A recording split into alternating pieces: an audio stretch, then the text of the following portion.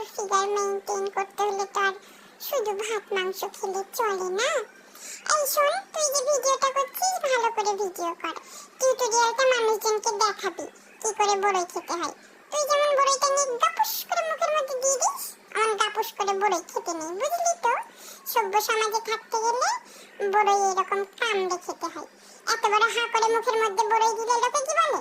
তুই তো কিছু বুঝিস না বাপু, তোকে যে কত শিখাবো রে প্রিয়াঙ্কা, একটা বছর ধরে তোকে সব শিখিয়ে যাচ্ছি, তাও যদি তুই একটু শিখিস।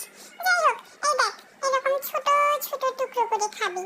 আর যদি আমার মতো সুন্দর এমন ফিগার চাস তাহলে কিন্তু এরকম প্রতিদিন ফ্রুটস খেতে হবে, বুঝলি তো? এই বড়ই খেলে, ফ্রুটস খেলে শরীরটা অনেক সুন্দর থাকে। এই যে চাললি আমার উপরে এত ফিদা কেন? তুই তো বুঝিস না, এই বিকি তোর উপরে কেন ফিদা হবে? তুই তো বড়ই খাস না, তুই বড়ই না খেলে তো স্বামী তোর উপরে কি করে ফিদা হবে?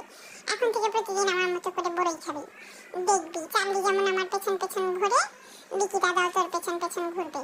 আর এই যে তোকে ফ্রিতে টিপস দিলাম, আমাকে আরেকটা বড়ই দে। কি হলো? দে, আমার দিবি না?